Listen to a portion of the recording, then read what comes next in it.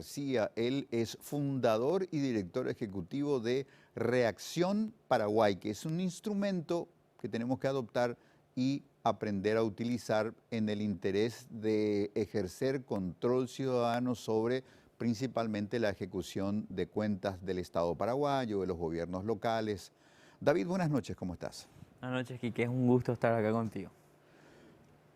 David, creo que siempre el hilo vinculante de nuestras conversaciones ha sido educación y me parece absolutamente oportuno y pertinente. Si del universo de cosas interesantes que podemos discutir los paraguayos hay que priorizar un tema, ese sin duda es el de la educación. Totalmente de acuerdo. Nuestra organización se ha enfocado en los últimos 12 años, porque iniciamos esto cuando teníamos 20 y pocos. De hecho, se funda cuando yo tenía 18 años. Y de ahí a acá hemos perseguido los fondos educativos y combatido la corrupción en ese sector porque creemos eso. En el sector educativo está el futuro de nuestro país. Lastimosamente en esto ya más de 12 años no hemos visto ninguna administración municipal local que le haya dado prioridad y tampoco vemos en el nivel macro otros municipios, nuevos liderazgos y un gobierno nacional que es incapaz todavía de implementar la política, por lo que vos comentabas al inicio, de cómo esto se diseñó. En el caso del FONACIDE tenemos la certeza absoluta, se diseñó un fondo que sea difícil de monitorear y transparentar, pero fácil de desviar. Se bloqueó la participación ciudadana adrede con la excusa bien intencionada originalmente de la descentralización, pero al mismo tiempo de dificultar todo eso se facilitó por otros medios esto de ejecutar para los amigos y amigas, de licitar sin que haya control, porque Paraguay nunca tuvo una experiencia de administración descentralizada de fondos tan grandes.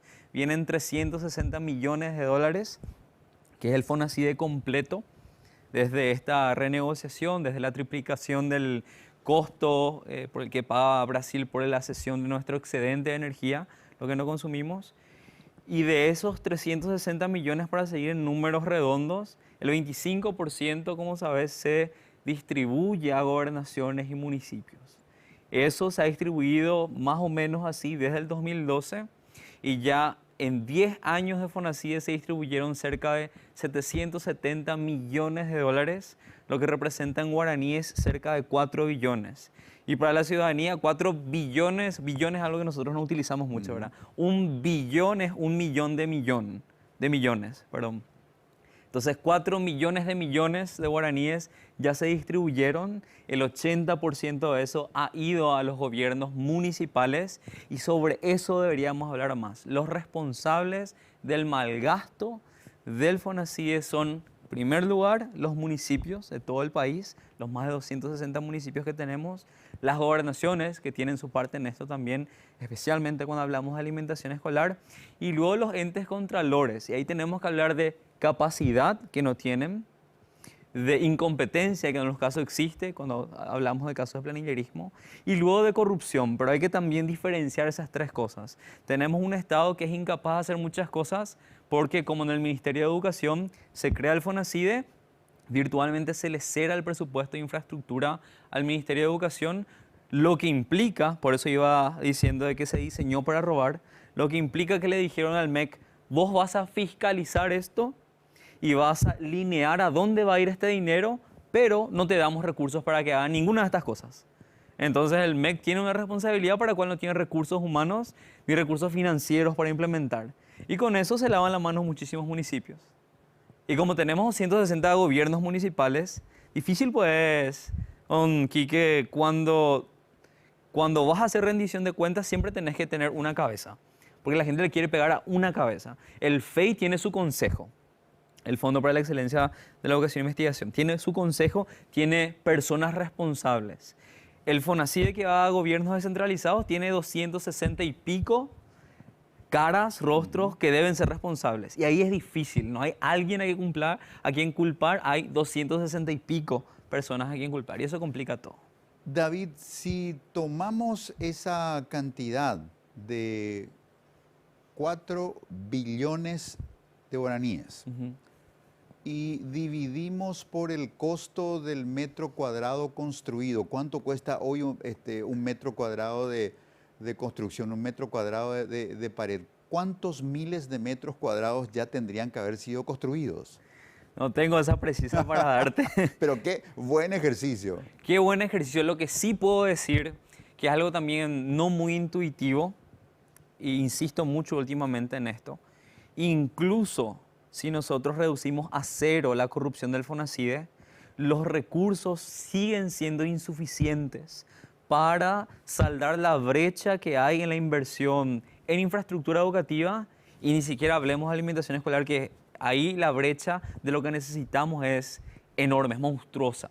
En el 2015 el Banco Mundial había hecho una estimación, en aquel momento con el último censo de infraestructura que tenía el MEC, y lo que encuentran en el 2015 es que la brecha entre lo que necesita el gobierno para poner de forma mínima la infraestructura de las escuelas era de 1.200 millones de dólares. Esto es en el 2015, esa era la brecha. Ahora comparemos esos 1.200 millones como brecha y el FONACIDE en 10 años distribuyó 770 nomás y eso no se invirtió bien como sabemos, ¿verdad? Entonces la brecha sigue ahí. Esta mañana en conversación con el ministro de Educación, él decía que en los últimos análisis, me comentaba, 400 millones es lo que necesita ahora mismo. 400 millones de dólares necesita el ministerio para poner en condiciones mínimas. Significa que no se caiga el techo y que no haya derrumbas y demás. Para poner en condiciones mínimas, eso necesita hoy el ministerio. Pero como el FONACIDE tiene fecha tope, porque no siempre vamos a tener un excedente que venderle a Brasil, en algún momento por crecimiento demográfico vamos a consumir toda nuestra mitad. Entonces no va a haber nada que cederle al Brasil, entonces no va a haber plata que entre para el FONACIDE. Y eso va a pasar, según las proyecciones, entre 2027 y 2030. En algún momento ahí no vamos a tener tantos recursos. Sin el FONACIDE, el ministerio no tiene recursos para construir aulas y sanitarios, para reparar ni para mantener. Entonces hay otras fuentes de financiamiento de las que deberíamos empezar a hablar ahora con la renegociación de Itaipú, por un lado, pero también de dónde conseguimos recursos propios, y lo obvio sería a través de impuestos, para que se pueda financiar la educación. Y ese es el debate político en el cual nadie quiere entrar, porque ahí tenemos que hablar de reducir la corrupción a la par de recaudar más. Y entre eso nos polarizamos, porque nadie quiere hacer uno sin tener lo otro. Amigos, Reacción Paraguay emprendió una campaña con, digamos, con un parangón muy interesante. No quiero spoilear el material. Por favor, Marcelo, la campaña audiovisual de Reacción para llamar la atención sobre el estado de la infraestructura educativa pública en Paraguay.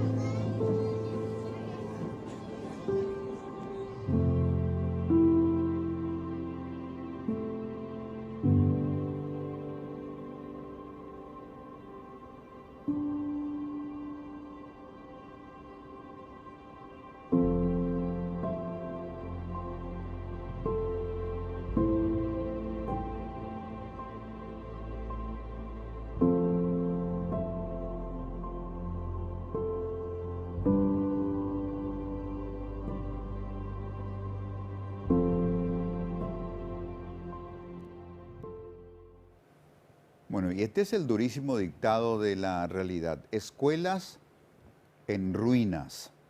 Y sin embargo, son todo el mundo al que desean llegar muchos niñitos